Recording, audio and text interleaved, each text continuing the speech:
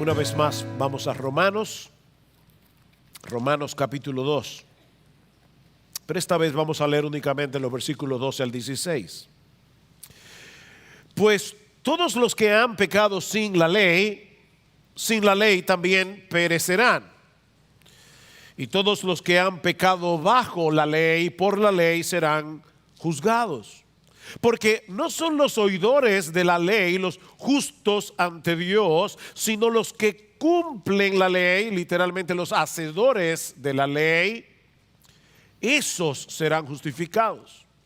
Porque cuando los gentiles que no tienen ley cumplen por instinto o por naturaleza los dictados de la ley, ellos no teniendo la ley son una ley para sí mismos, ya que muestran la obra de la ley escrita en sus corazones, su conciencia dando testimonio y sus pensamientos acusándolos unas veces y otras defendiéndolos en el día en que, según mi evangelio, Dios juzgará los secretos de los hombres mediante Cristo Jesús.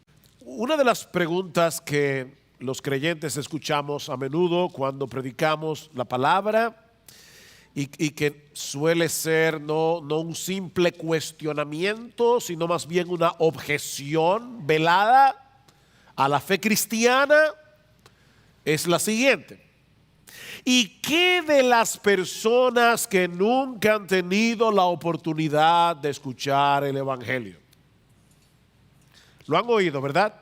Eso es como ¿de dónde salió la esposa de Caín? Esa es otra famosa. ¿Qué de las personas que nunca han tenido la oportunidad de escuchar el evangelio? ¿Acaso se van a condenar por no creer en un Jesús del cual nunca han oído? Bueno, aunque ese no es el tema central que Pablo está tratando aquí, este pasaje responde esa pregunta y la responde en una forma clara, llana, contundente, porque el tema de esta sección de la carta a los romanos que hemos estado estudiando en las últimas semanas es la realidad de que algún día todos vamos a comparecer ante el tribunal de Dios para darle cuentas. La historia humana termina en un tribunal. Pablo dice en el versículo 9 de Romanos 2 que toda alma debe comparecer ante el juicio de Dios. Y lo que Dios tomará en cuenta en ese día no es nuestra afiliación religiosa, no es nuestra fachada de decencia o incluso nuestra profesión de fe. Lo que Dios va a tomar en cuenta ese día son las obras que evidencian la realidad de la fe. El juicio de Dios, el juicio final, es un juicio de obras. Noten lo que dice el versículo 6, el cual pagará a cada uno conforme a sus obras. Nadie será salvo por sus obras, sino únicamente por la gracia de Dios en Cristo, por medio de la fe. Pero mis hermanos, en el día del juicio, Dios vindicará nuestra fe y al mismo tiempo mostrará el poder transformador del evangelio a través de las obras de aquellos que realmente creyeron en Cristo para salvación. Los que de verdad creen, obran. Los que no obran, en realidad no creen. No importa lo que digan con su boca. Pero el domingo pasado vimos también, estudiando la sección anterior, que el juicio de Dios será absolutamente imparcial. El juicio de Dios será absolutamente imparcial. Vean una vez más el versículo 11. Dice, porque en Dios no hay acepción de personas. Dice, serán juzgados todos los judíos, primeramente, también los griegos, y eso incluye el mundo entero. Todos serán juzgados. No importa la raza, no importa la nación, no importa la afiliación religiosa. Todos serán juzgados porque en Dios no hay acepción de personas. Ahora, esa es una palabra interesante, la palabra acepción. Es una palabra griega compuesta, que en realidad significa que Dios no recibe o no toma en cuenta el rostro de la persona. Eso es lo que dice literalmente la palabra.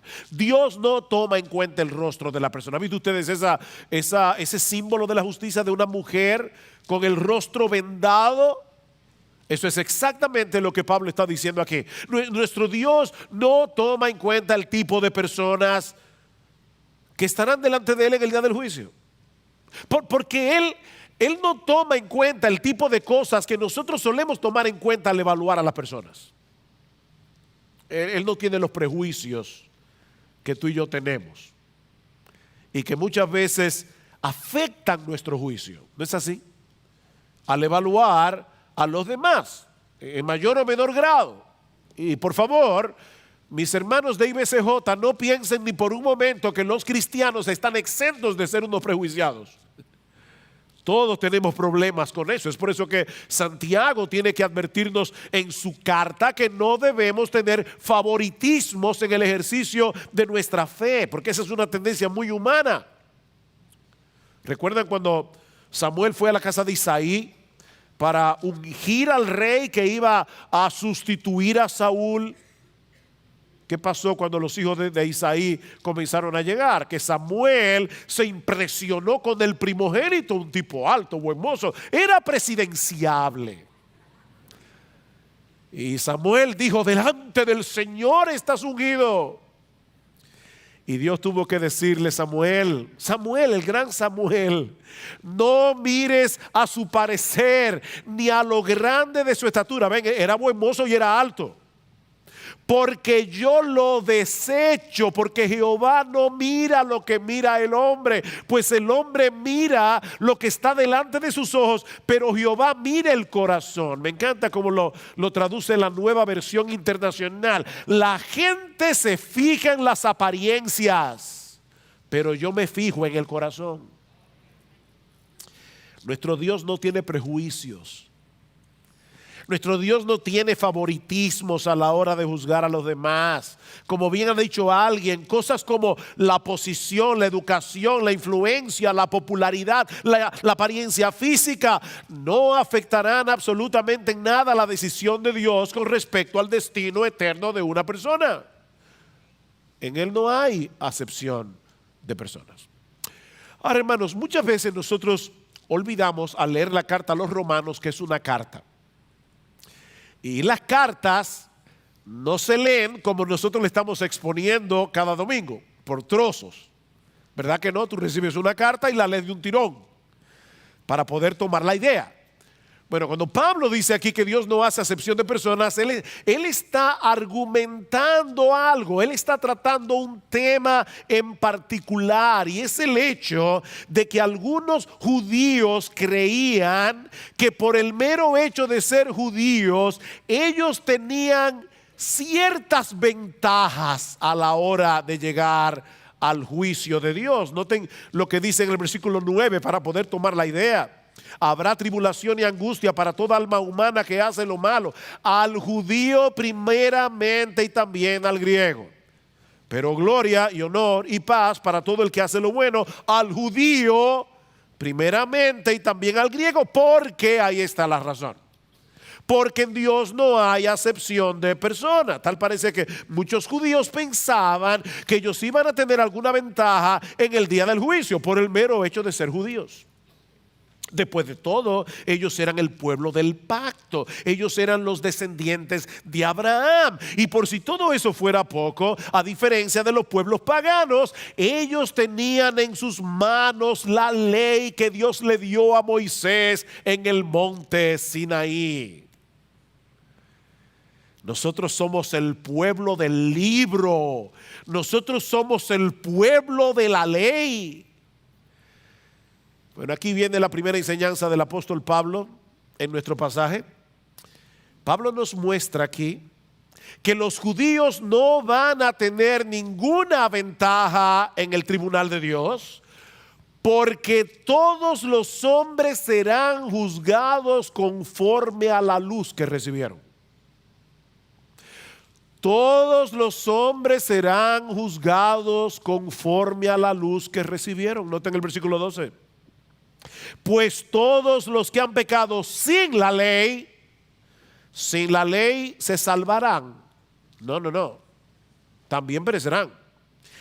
Y todos los que han pecado bajo la ley, por la ley serán juzgados. Y por el contexto es juzgados para condenación. Porque no son los oidores de la ley los justos ante Dios, sino los que cumplen la ley. La Reina Valera del 60 dice: los hacedores de la ley, es una traducción más literal. Los hacedores de la ley, esos serán justificados. Obviamente, cuando Pablo habla aquí de la ley, se refiere a la ley que Dios le dio al pueblo de Israel a través de Moisés en el monte Sinaí. Los judíos tenían acceso a esa ley. Ellos escuchaban cada sábado en la sinagoga la ley de Dios. De hecho, los niños tenían que memorizar extensos pasajes del Pentateuco desde niños. Pero Pablo nos muestra en este pasaje que el mero hecho de tener acceso a la ley no les servirá de nada en el día del juicio. Ellos no tienen ventaja. ¿Saben por qué?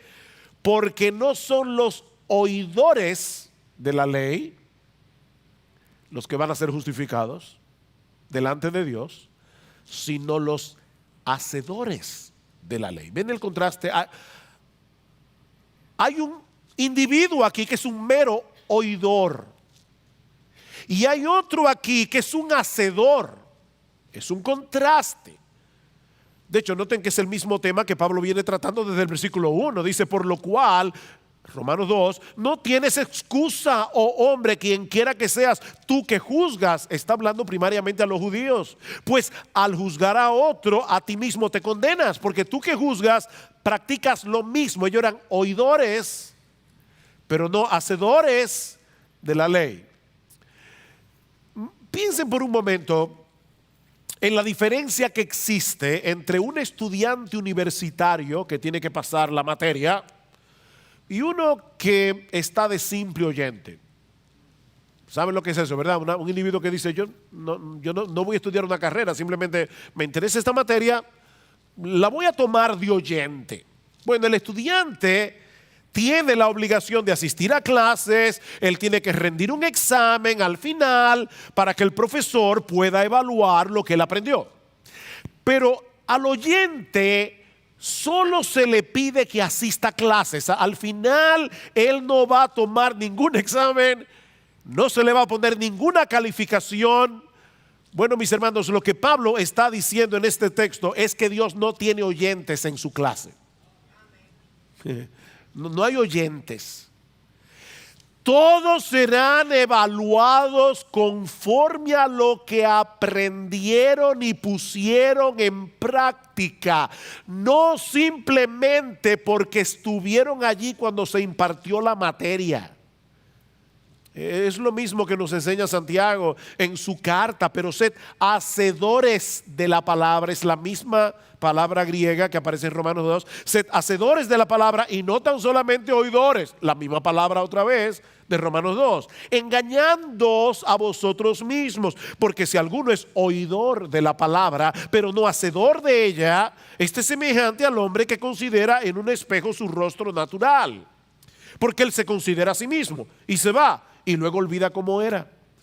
Mas el que mira atentamente en la perfecta ley, la de la libertad, y persevera en ella, no siendo oidor olvidadizo, sino hacedor de la obra, este será bienaventurado en lo que hace. No el oidor, sino el hacedor. El que es un mero oidor, pero no es un hacedor, se está engañando a sí mismo, dice Santiago. Él se siente bien consigo mismo porque él viene todos los domingos a la iglesia. Él lee la Biblia. Es más, hasta escucha sermones en YouTube.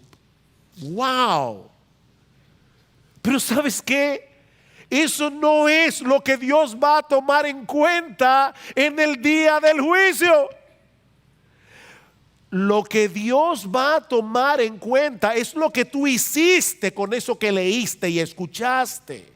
Los que se conforman con leer y escuchar y luego no hacen nada, es muy probable que vayan camino al infierno creyendo que son lo que no son.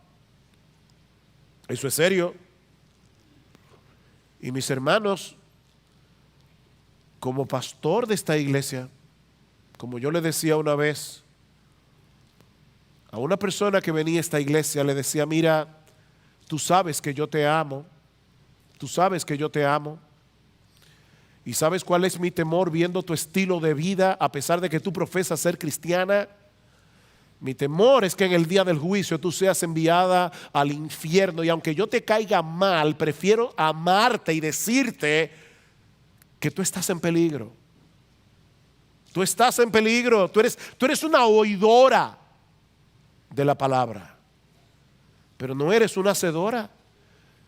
¿Y qué dice Pablo aquí? No son los oidores de la ley los justos ante Dios, sino los hacedores los que serán justificados. Ahora, mis hermanos, ya yo me imagino lo que debe estar pasando por la mente de muchos aquí. Pero ven acá, por fin, ¿la salvación es por la fe? ¿O es por obedecer la ley? ¿Se está contradiciendo Pablo aquí? Porque apenas unos versículos más adelante, en Romanos capítulo 3, versículo 20, Pablo dice de la manera más clara posible que por las obras de la ley ningún ser humano será justificado delante de Dios. ¿Ven? Por las obras de la ley ningún ser humano será justificado delante de Dios. Y en ese mismo capítulo 3 de Romanos, en el versículo 28, Pablo nos dice que el hombre es justificado por la fe aparte de las obras de la ley. Las obras de la ley no tienen nada que ver con nuestra justificación delante de Dios. De hecho, uno de los propósitos principales de la ley es mostrarnos que nadie puede guardar la ley perfectamente. Y eso es lo que Dios exige. ¿Tú quieres salvarte guardando los mandamientos? Tienes que guardarlos todos perfectamente, desde la cuna hasta la tumba. Nadie puede. Y de esa manera la ley nos mueve a buscar la salvación en Cristo. Al hacernos ver nuestra impotencia, la ley nos mueve a buscar salvación, no guardando la ley, sino creyendo en Jesús. Pablo dice en Gálatas capítulo 3, versículo 10, que todos los que dependen de las obras de la ley están bajo maldición. ¿Oíste bien? Están bajo maldición, pues escrito está: maldito todo aquel que no permaneciere en todas las cosas escritas en el libro de la ley para hacerlas. Y que por la ley ninguno se justifica para con Dios es evidente, dice Pablo, porque el justo por la fe vivirá. Por la fe. Y en ese mismo capítulo de Gálatas, más adelante, Pablo dice: de manera que la ley ha sido nuestro ayo. La palabra griega ahí, ustedes la conocen, se la saben, pero no saben que se la saben. Es la palabra griega paidagogos, que significa, de donde viene la palabra pedagogo. Paidagogo es uno que guía a los niños, esa es la idea. Un guiador de niños. Bueno, lo que Pablo dice es que la ley es un pedagogo para conducirnos a Cristo, a fin de que seamos justificados por la fe. Ven, la ley no salva a nadie. Como hemos dicho otras veces, es como un letrero que dice: esta es la ruta para Santiago. Bien, si sigues el letrero vas a llegar a Santiago. Si te subes en el letrero no vas a llegar a ningún lado. Es un mero letrero. Dios nos mueve a buscar salvación en Cristo al hacernos ver nuestra imposibilidad de guardar la ley. Entonces, ¿qué es lo que Pablo quiere decir en Romanos capítulo 2, versículo 13? Porque Pablo dice allí: no son los oidores de la ley los justos ante Dios, sino los que cumplen la ley, los hacedores de la ley, esos serán justificados. Yo creo que Pablo quiere decir dos cosas. Por un lado, que los verdaderos creyentes se distinguen porque aman la ley de Dios. y en dependencia del Espíritu de Dios tratan de vivir a la luz del conocimiento que ellos tienen de la verdad revelada en la palabra de Dios. Los verdaderos cristianos obedecen a Dios, no perfectamente, pero sí sinceramente. Ellos son hacedores de la ley. Pablo dice en Romanos capítulo 8, versículo 7, que una de las características de aquellas personas que no han sido regeneradas todavía por el Espíritu de Dios, están en su estado natural, tal como nacieron del vientre de sus madres. Una de las características, dice Pablo, es que no se sujetan a la ley de Dios ni tampoco pueden. ¿Cuál es la conclusión? Que los que son regenerados sí se sujetan a la ley de Dios y pueden obedecerla, no perfectamente, pero sí sinceramente. De hecho, Pablo va a decir acerca de sí mismo en Romanos capítulo 7, versículo 22, dice: yo tengo una lucha con el pecado todos los días, pero ¿saben qué? En el hombre interior yo me deleito en la ley de Dios. Esa es la característica de un verdadero creyente. Yo me deleito en la ley de Dios. El impío no puede ni quiere sujetarse a la ley, pero el creyente se deleita en la ley y sinceramente desea obedecerla. ¿Saben por qué? Porque él ama a Dios. Antes él era un amador de sí mismo y solo quería hacer su voluntad. Ahora él es un amador de Dios y quiere hacer la voluntad de Dios. Mis hermanos, esto es muy sencillo. ¿Qué pensarían ustedes de un hombre que dice amar a su esposa con todo su corazón, pero no hace el menor intento de agradarla? ¿No tendríamos nosotros todas las razones del mundo para poner en duda ese amor? Eso es exactamente lo que pasa entre nosotros y Dios. Juan nos dice en su primera carta: en esto sabemos que nosotros conocemos a Dios. ¿Saben cómo? Si guardamos sus mandamientos. El que dice yo le conozco y no guarda sus mandamientos, el tal es un mentiroso y la verdad no está en él. Es un mentiroso. Se engaña a sí mismo y quiere engañar a los demás. Déjeme ponerlo esto de la manera más simple posible. Mira, si para ti decir una mentira es la cosa más normal del mundo para salir de un apuro y ni te molesta la conciencia, tú eres un mero oidor de la ley. Tú estás en peligro. Tú eres un oidor. Tú no eres un hacedor. Si tú sabes que una cosa está mal, lo sabes porque vienes a la iglesia, escuchas la palabra y te da lo mismo obedecer que no obedecer, tú no amas a Dios. Tú no amas a Dios. Así que los creyentes son hacedores de la ley. Pero no solamente eso, los creyentes también se distinguen en el hecho de que tienen que estarse volviendo continuamente a ampararse en la gracia de Dios en Cristo cada vez que tropiezan en su vida cristiana, porque van a tropezar. Porque es que nadie es perfecto. Por eso es que la vida cristiana es una vida de arrepentimiento y fe. No fue que tú te arrepentiste hace 25 años, es que tú has vivido arrepintiéndote y volviéndote al Señor. En esa misma carta, Juan nos dice que si alguno peca, él está presuponiendo que los cristianos pecan. Si alguno peca, abogado tenemos para con el Padre, a Jesucristo el justo. Y unos versículos antes dice: si confesamos nuestros pecados, Él es fiel y justo para perdonar nuestros pecados y limpiarnos de toda maldad. De manera que no son los meros oidores de la ley los que se van a salvar en el juicio. Son los que evidencian la realidad de su fe a través de su obediencia. Los verdaderos creyentes no son meros oidores, son hacedores. Nadie se salva por la ley sino por la fe. Pero aquel que es salvo por la fe toma en serio la santidad. La toma en serio. Porque saben que la santidad, la obediencia a Dios es una de las evidencias, una de las tantas, de que en verdad hemos creído. Miren, es una pena, hermanos, pero yo creo que en muchas iglesias evangélicas hay un montón de personas que van camino al infierno porque un día en una campaña evangelística hicieron una decisión, levantaron su mano, le pidieron a Jesús que entrara en su corazón y ellos creen que por eso van camino al cielo. Imagínate que tú le dices a una persona, ¿tú sabes que tú eres pecador? Sí, yo sé que yo soy pecador.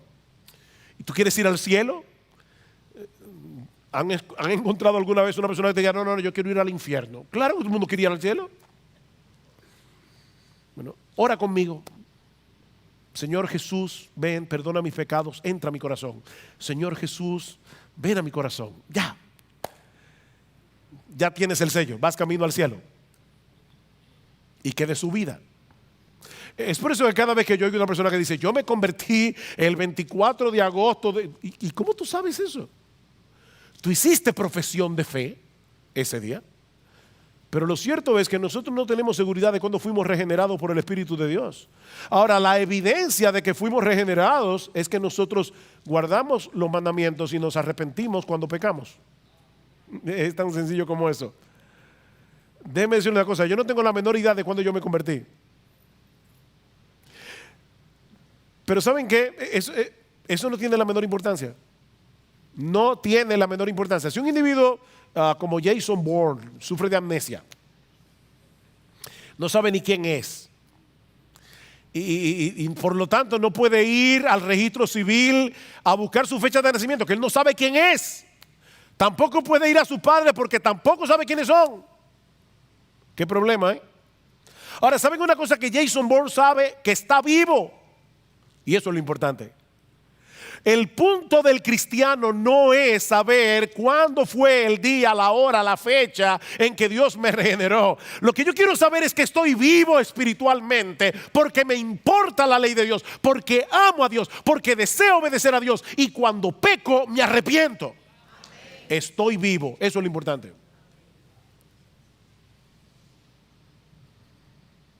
Oigan esto que dice Pedro en su primera carta, y esto es serio. Esto es serio.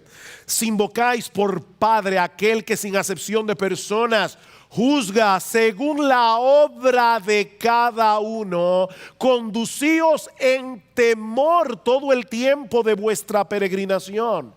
Y ese temor allí no es un temor que nos espanta y nos da miedo de Dios. Es una reverencia hacia Dios que es perfectamente compatible con el amor a Dios y el deseo de estar cerca de Él. Es un extraño temor, pero dice conducíos en temor, sabiendo que fuisteis rescatados de vuestra vana manera de vivir, la cual recibisteis de vuestros padres. Ustedes fueron rescatados de esa vana manera de vivir, no con cosas corruptibles como oro o plata, sino con la sangre preciosa de Cristo, como de un cordero sin mancha y sin contaminación, ya destinado desde antes de la fundación del mundo, pero manifestado en los postreros tiempos por amor de vosotros, y mediante el cual creéis en Dios, quien le resucitó de los muertos y le ha dado gloria. ¿Saben para qué? Para que vuestra fe y esperanza sean en Dios. Nuestra fe y esperanza no está puesta en nuestras obras, están puestas en Dios y en esa preciosa sangre que fue derramada en la cruz. Pero en vez de pensar que como mi salvación no depende de mí sino de Cristo, ahora yo puedo vivir como me dé la gana, en vez de pensar eso,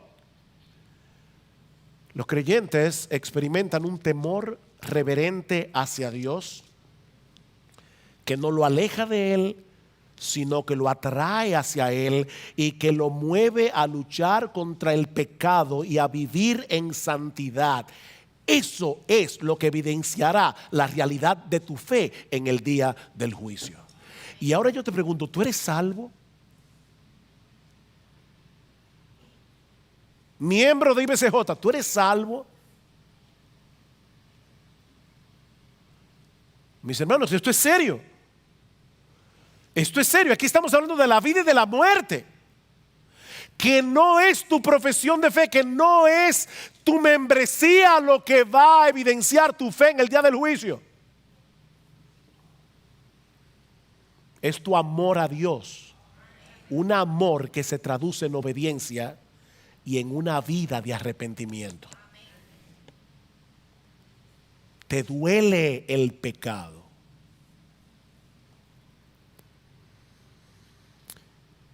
Pastor, pero usted no ha respondido a la pregunta con que inició este culto. ¿Y qué de todos aquellos que no han tenido la bendición de tener un ejemplar de la Biblia en sus manos?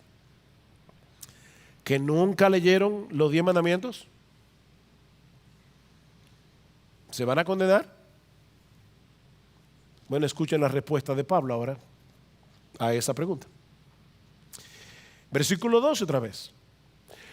Pues los que han pecado sin la ley. Ya vimos lo que pasa con aquellos que tienen la ley, tienen la Biblia, escuchan la palabra de Dios. Pero ¿qué de aquellos que no conocen la ley? Dice, pues todos los que han pecado sin la ley, es decir, no que son sin ley en absoluto, lo vamos a ver ahora, sino que no tienen un ejemplar de la Biblia. Ellos nunca han visto el decálogo, ellos nunca han visto los 10 mandamientos. Todos los que han pecado sin la ley también perecerán. Los que han pecado no van a perecer por no tener la ley, sino por su pecado. ¿Ven? Pecaron y perecerán, y la palabra que se usa allí es pecado, es perecer en el infierno. Por su pecado. Pastor, ¿y no es eso injusto? No. Hay al menos 3 razones de por qué esas personas se van a perder. La primera es porque rechazan el conocimiento que Dios le ha dado al mundo entero de sí mismo a través de la creación. Ya nosotros vimos eso en Romanos 1:18. Dice, porque la ira de Dios se revela desde el cielo contra toda impiedad e injusticia de los hombres, de todos los hombres, que detienen con injusticia la verdad, que restringen la verdad, porque lo que se conoce acerca de Dios es evidente dentro de ellos, pues Dios se lo hizo evidente, porque desde la creación del mundo, sus atributos invisibles, su eterno poder y divinidad, se han visto con toda claridad, siendo entendidos por medio de lo creado, de manera que no tienen excusa. Hay un libro allí para que cualquiera lo pueda leer. Los cielos cuentan la gloria de Dios, el firmamento anuncia la obra de sus manos. No tienen excusa. Pero lo segundo es que Dios ha puesto en todo hombre un sentido moral innato que es conforme a los dictados de la ley, aunque se encuentre distorsionado por causa del pecado. Note lo que dice el versículo 14. Porque cuando los gentiles que no tienen la ley en sus manos cumplen por instinto, la palabra allí es naturaleza, cumplen por naturaleza los dictados de la ley, ellos, no teniendo la ley, son una ley para sí mismos, ya que muestran la obra de la ley escrita en sus corazones. ¿Qué es lo que Pablo está diciendo allí? Que todos los hombres vienen de fábrica con cierta comprensión de lo que exige la ley. Es por eso que Pablo usa la expresión las obras de la ley. Noten que no dice que la ley está escrita en su corazón. No, en el creyente es que la ley está escrita en el corazón. Eso es una promesa del nuevo pacto. Lo que está escrito en el corazón de todos los hombres son las obras de la ley, lo que exige la ley, lo que ordena la ley. Eso fue estampado en el corazón de todos los hombres porque fuimos creados a imagen y semejanza de Dios. No somos animales. Somos seres racionales. Eso viene incluido en el hecho de ser humano. Es por eso, mis hermanos, que en todas las culturas del mundo, y le pueden preguntar a cualquier antropólogo, en todas las culturas del mundo hay un sentido de lo bueno y de lo malo. En todas las culturas del mundo. ¿De dónde viene eso? Y en todas las culturas del mundo se condenan las mismas cosas que se condenan en la ley, en mayor o menor grado. La desobediencia a los padres, el robo, el adulterio, la mentira, el homicidio.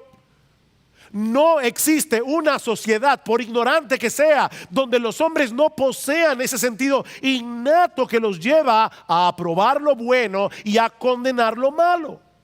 Y no olvides eso, mi hermano, cuando tú le prediques el evangelio a alguien. No lo olvides, porque tú tienes un aliado en el interior de esa persona, aunque él o ella no lo quiera reconocer. Hay un aliado allí. Él sabe lo que es lo bueno y lo malo, él lo sabe. Que no se haga el tonto.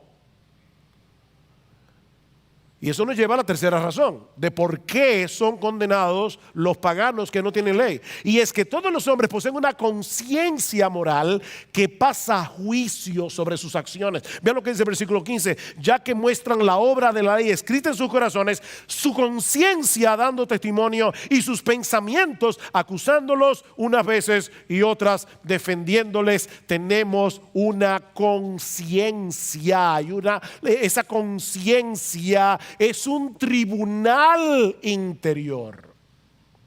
O sea, lo que estoy diciendo es que no es simplemente que el pagano que no tiene en sus manos la Biblia sabe que existe lo bueno y lo malo. No. Es que él tiene una conciencia que lo acusa de pecado cuando hace lo malo. Hay una tribu en África, estuve leyendo recientemente, que tiene una forma muy extraña de buscar al culpable. Ellos toman un cuchillo, lo calientan, me imagino que no demasiado, ¿verdad? Pero calientan el cuchillo, ponen a todos los acusados en línea y le sacan la lengua. Le pegan el cuchillo. Porque ellos saben que el culpable va a tener la boca seca por su complejo de culpa. Y por lo tanto lo va a quemar más que a los otros. Una forma rara de buscar culpables, pero fíjense cómo ellos entienden que el complejo de culpa te impacta, te afecta. ¿No es así? Tienes una conciencia. Esa conciencia se puede insensibilizar cuando tú la resistes por mucho tiempo, pero eso no niega la realidad de que todos nacemos con ese tribunal interior. Y lo grande es que ese tribunal solo dice bueno o malo, bien o mal, culpable e inocente. Debo hacer una confesión pública aquí. No quiero que me miren raro a partir de ahora, pero en mi casa, mi papá enfatizaba mucho el tema de la honestidad. Mucho. Mi papá era una persona no cristiana, pero siempre nos dio un ejemplo increíble de lo que era honestidad. Yo vi cosas en mi padre, aún antes de convertirse, que todavía me sorprenden. Y por eso para nosotros el robo era algo muy malo. Pero un día yo robé algo. Yo fui a una librería. Yo tenía como 15 años. Me encantaba Pablo Neruda. Fui a una librería, vi un librito chiquitito así de poemas de Pablo Neruda y costaba 5 pesos en ese tiempo. Eso era mucho. ¿Saben lo que yo pensé? Wow, pero esto es un robo. Y como ladrón que roba ladrón tiene 100 años de perdón, yo agarré el libro, lo metí en mi pañuelo y me lo metí en el bolsillo y salí de la tienda. ¿Saben lo que me pasó? Esa fue la única vez en mi vida que yo recuerde haber tomado algo que no era mío. ¿Saben lo que pasó? Yo salí, fue en Plaza Anaco, había una librería en Plaza Anaco, adentro, no afuera, porque luego había otra librería afuera, pero yo recuerdo saliendo de Plaza Anaco, yo estaba completamente seguro que todo el que me pasaba por al lado sabía lo que yo había hecho. ¿Y saben qué pasó con el libro? Lo tuve que regalar, no me pude quedar con él. Sentido de culpa. Sentido de culpa. Hermanos, los paganos no se van a perder por no creer en Cristo. No. Cristo vino a salvar. no es por no creer en Cristo que se van a perder, es porque a pesar del conocimiento innato que tienen de la ley, aún así la violan. Los que pecan sin la ley, ¿ven el problema? Es por su pecado que se van a condenar. Esa es la acusación que hace Pablo contra el mundo pagano al final del capítulo 1. Vean el versículo 28, Romanos 1:28. Y como ellos no tuvieron a bien reconocer a Dios, Dios los entregó a una mente depravada para que hicieran las cosas que no convienen, estando llenos de toda injusticia, maldad, avaricia, malicia, colmados de envidia, homicidios, pleitos, engaños, malignidad. Son chismosos, detractores, aborrecedores de Dios, insolentes, soberbios, jactanciosos, inventores de lo malo, desobedientes a los padres, sin entendimientos, indignos de confianza, sin amor, despiadados. Y ahora oigan, los cuales, está hablando de paganos aquí que no tienen una Biblia en sus manos, no lo olviden, los cuales, aunque conocen el decreto de Dios, que los que practican tales cosas son dignos de muerte, no solo las hacen, sino que también dan su aprobación a los que las practican. Dice, la conciencia que hay en ellos saben que esas cosas son dignas de castigo y aún así las hacen. Mis hermanos, esa es la razón por la que nosotros debemos estar tan interesados en el evangelismo y en el movimiento misionero. Porque todos los hombres están condenados por causa de sus pecados y necesitan creer en Cristo para ser salvos. Esto no es una mera doctrina, esto es algo que debe impactar nuestro corazón. Yo recuerdo haber leído de Francis Schaeffer, uno de los más grandes pensadores, uno de mis héroes, uno de los más grandes pensadores cristianos del siglo XX. Una vez estaban allí en la mesa y le preguntaron, señor Schaeffer, ¿qué va a pasar con aquellos que nunca han escuchado el evangelio? Y alguien que estaba sentado a la mesa dice que Francis Schaeffer se tapó la cara y comenzó a llorar. Comenzó a llorar porque sabe que esas personas están perdidas. Por eso Pablo va a decir más adelante en Romanos capítulo 10, porque no hay diferencia entre judío y griego, pues el mismo que es Señor de todos es rico para con todos los que le invocan, porque todo aquel que invocar el nombre del Señor será salvo. No importa si se trata de un hombre civilizado o si es de un indígena en medio de la selva de las Amazonas, todo aquel que invocar el nombre del Señor será salvo. Y ¿saben lo más glorioso de eso? Que nuestro Dios desde antes de la fundación del mundo eligió personas de todo tribu, pueblo, lengua y nación. Y es increíble las cosas que Dios hace para que sus elegidos escuchen el evangelio y sean salvos. No importa dónde estén. Ayer estaba leyendo una historia que me impresionó. John MacArthur conoció a un hombre, y él contó su historia personalmente, que creció en una de las tribus más primitivas del África. Y este hombre le contaba a MacArthur que desde pequeño él era un niño incorregible que tenía que ser castigado con mucha severidad. Y así creció, viviendo en su pecado al punto de que se convirtió en un individuo sumamente cruel.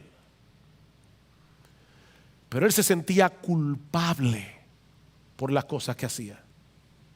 Él sabía que algo estaba mal en él, pero él no sabía qué hacer para cambiar su estilo de vida. Y él dice que a veces él se iba a la selva y golpeaba su cabeza contra un árbol, gritando: ¿qué es lo que me pasa? ¿Por qué hago cosas tan malas? Y las volvía a hacer.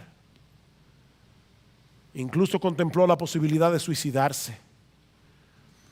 Es una larga historia, yo no puedo contar ahora en todos sus detalles, pero un día, este hombre escuchó hablar de un grupo de personas que se reunían en la costa los domingos a cantar himnos de un Dios que según ellos había creado los cielos y la tierra y al cual ellos llamaban Padre.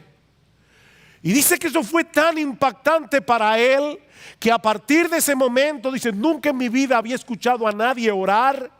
Yo comencé a orarle a ese Dios y comencé a pedirle que me ayudara y que yo estaba esperando que alguien viniera a hablarme de él.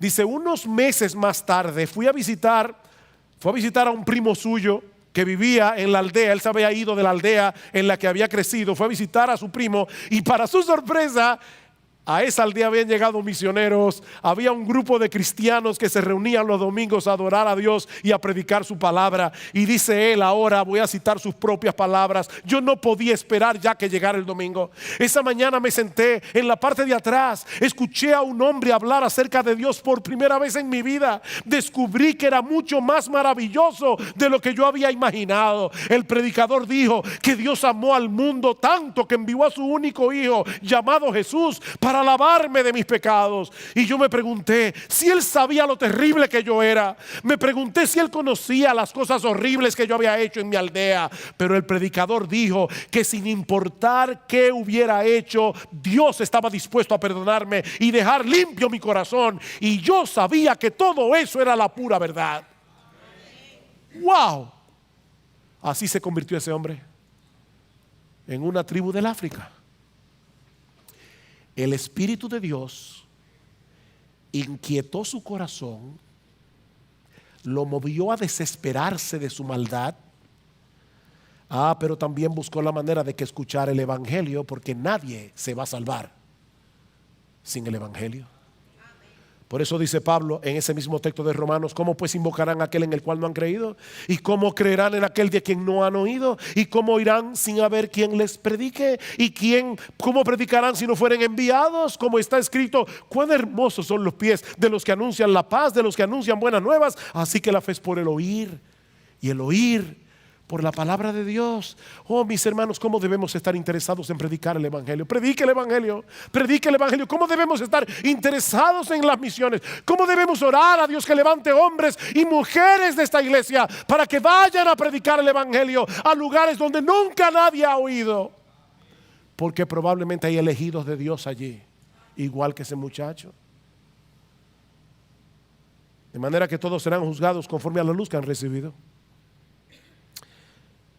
Y precisamente por eso no todos recibirán en el infierno el mismo grado de condenación.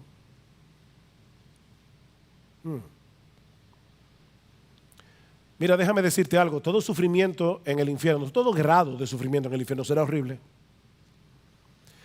Pero aquellos que recibieron más luz de las Escrituras y aún así la rechazaron, recibirán mayor condenación. Porque todo aquel a quien se haya dado mucho, mucho se le demandará, dice el Señor en Lucas 12, y al que mucho se le haya confiado, más se le pedirá. Es por eso que en una ocasión el Señor Jesucristo habló palabras tan duras contra Betsaida, Corazín y Capernaum, 3 ciudades judías de Galilea, porque ellos no solo conocían la ley, sino que también tuvieron el privilegio de escuchar las enseñanzas del mismo Jesús y ver sus milagros, y aún así no se arrepintieron. ¿Y saben lo que dice Cristo? Por tanto, os digo que en el día del juicio será más tolerable, ¿ven?, el castigo para Tiro y para Sidón y aún para Sodoma que para vosotras. Jóvenes que están aquí, niños que están aquí, déjenme decirles esto con toda la seriedad con que yo puedo decírselo y con todo el amor con que yo puedo decírselos. En el día del juicio, los idólatras y los sodomitas recibirán un castigo más tolerable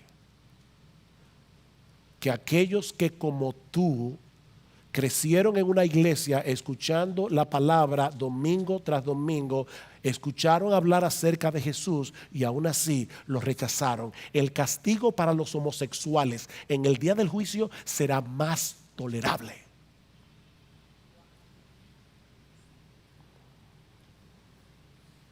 Mira, mi amigo, tu principal preocupación no debe ser lo que va a suceder con aquellos que nunca han oído el Evangelio o que nunca han tenido en sus manos los 10 mandamientos. No, mi amigo, tu principal preocupación es que algún día tú vas a tener que comparecer ante el tribunal de Dios y tú no vas a tener excusas por haber rechazado al Jesús del que tanto oíste. Esa debe ser tu preocupación. Pero Pablo nos dice algo más en nuestro texto acerca de este juicio. Y es que en ese tribunal Dios juzgará los secretos de los hombres mediante su evangelio. Versículo 16. En el día en que, según mi evangelio, Dios juzgará los secretos de los hombres mediante Cristo Jesús. Mis hermanos, Jesucristo será el juez en ese tribunal. De hecho, el mismo Jesús le dijo a los judíos en cierta ocasión, Juan capítulo 5, el Padre no juzga a nadie, sino que todo el juicio se lo ha confiado al Hijo, para que todos honren al Hijo, así como honran al Padre. El que no honra al Hijo, no honra al Padre que le envió. El que no cree en Jesucristo será condenado. Es la misma enseñanza de Mateo 25.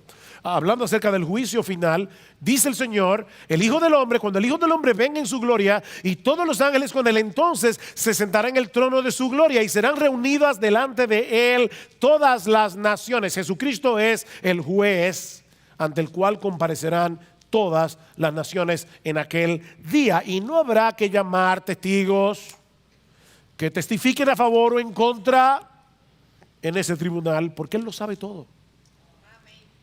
Él es omnisciente. Él conoce todo lo que hacemos y por qué lo hacemos. Nada quedará oculto en aquel día. Cristo juzgará los secretos de los hombres. Es por eso que David le aconsejaba a su hijo Salomón que le sirviera al Señor de todo corazón y con ánimo dispuesto, porque el Señor escudriña todos los corazones y entiende todo intento de los pensamientos. Todas las cosas están desnudas y abiertas a los ojos de aquel a quien tenemos que dar cuenta. El Señor lo sabe todo. Nadie podrá presentar en aquel día ninguna coartada que le permite evadir el castigo que merece. No. Los secretos de los hombres serán juzgados en aquel día. Ahora, ¿saben qué, mis amados hermanos? Eso debe ser aterrador para los incrédulos, pero debe ser muy esperanzador para los creyentes. ¿Cómo así, pastor? Sí, mis hermanos, esto es muy esperanzador por dos razones, por lo menos. La primera es que el juez de ese tribunal es nuestro Salvador. El juez es nuestro Salvador. Qué esperanzador saber que nos presentaremos delante de un juez que en su primera venida asumió la postura de un siervo para morir en una cruz por nuestros pecados, y ahora mismo está abogando por nosotros en la presencia de Dios. Él es juez y abogado al mismo tiempo. Qué bueno. Pero no solo eso. Aquí viene la mejor parte. Como Él transforma a todos los que Él salva por medio de la fe, y los justifica y los santifica y los capacita para hacer buenas obras y para obedecer sus mandamientos, en el día del juicio Él mismo se encargará de recompensar a los suyos por todo aquello que hicieron para su gloria. Él se va a encargar. Así que cuando habla de los secretos de los hombres, esto es una moneda de doble cara. Los secretos de los impíos, pecados secretos, pero lo que tú hiciste en secreto para la gloria de Dios que nadie vio, también saldrá a relucir. Por eso es que Pablo dice, sorprendente esta declaración, así que no juzguéis nada antes de tiempo hasta que venga el Señor, el cual aclarará también lo oculto de las tinieblas y manifestará las intenciones de los corazones. ¿Y qué va a pasar? Y entonces cada uno recibirá su alabanza de Dios. ¿Ven? Los secretos de los hombres. Cuando vayamos delante del tribunal de Dios, los que fueron de verdad justificados, los que tienen obras que evidencian la fe, allí estará nuestro abogado diciendo, por sus pecados yo pagué. Mira mis manos, mira mis pies, mira mi costado. Por sus pecados yo pagué. Pero ahora llegó el momento de la recompensa. Y yo quiero coronar a todos aquellos que vivieron para mi gloria y que hicieron un montón de cosas que nadie vio. También esos secretos serán revelados, porque el juez será nuestro abogado. Ahora, nos queda una enseñanza más, y esta la veremos mucho más brevemente. Y es que la realidad del juicio final es un aspecto esencial del evangelio, hermanos. Del evangelio. ¿Notaron esa palabrita de Pablo? En el día en que, según mi evangelio, eso es importante. El día en que, según mi evangelio, el juicio de Dios es una parte esencial del evangelio. En que, según mi evangelio, Dios juzgará los secretos. Pablo no dice el día en que, según la ley. No. El día en que, según mi evangelio, Dios juzgará. Porque ese juicio es una parte esencial del evangelio. Mis hermanos, si no hubiera un juicio final, cuando termine la historia, no habría razón alguna para que hubiera evangelio. Esto es parte esencial del evangelio. Sin la realidad del juicio final, la muerte de Cristo en la cruz no tendría ningún sentido. No habría gloria en esa cruz, sino una profunda tragedia, porque tendríamos que llegar a la conclusión de que esa muerte fue completamente innecesaria. Si no hay juicio. ¿Tú quieres saber qué tan serio es el infierno en la mente de Dios? Mira a Cristo en la cruz del Calvario. Cristo vino a morir porque esto es serio. El Hijo de Dios se hizo hombre y luego se humilló hasta lo sumo, muriendo en esa cruz porque no había otra manera de satisfacer la justicia de Dios. Solo Dios podía salvarnos de la ira de Dios, llevando esa ira en nuestro lugar en la cruz del Calvario. Y es sobre la base de esa obra de redención que hoy se nos ofrece en el evangelio, perdón y vida eterna por medio de la fe.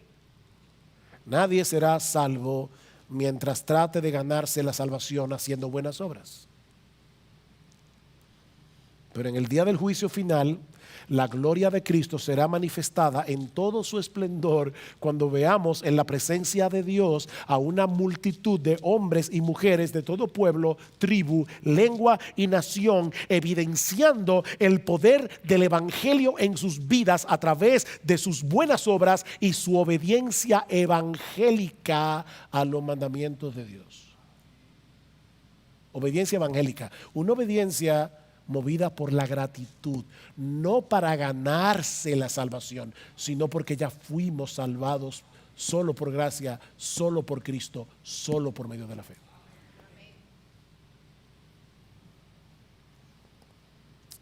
Mi amigo, ¿de qué lado estarás tú en aquel día? ¿Del lado de aquellos que vivieron para su propia gloria, haciendo su propia voluntad, despreciando y teniendo en poco la ley de Dios, la palabra de Dios? ¿Eres tú de aquellos que vienen a la iglesia y el pastor predica? Eso dice el pastor. Se habla de la mundanalidad, te entra por un oído, sale por el otro, sigue viviendo como un mundano. Se habla de la modestia en el vestir, te entra por un oído, te sale por el otro y sigues vistiendo inmodestamente porque no te importa.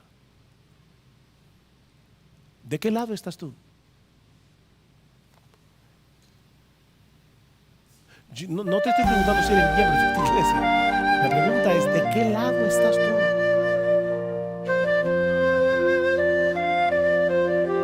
Del lado de aquellos que levantaron a tiempo una bandera blanca de rendición para deleitarse en servir, amar y obedecer a ese Rey lleno de gracia y de bondad que voluntariamente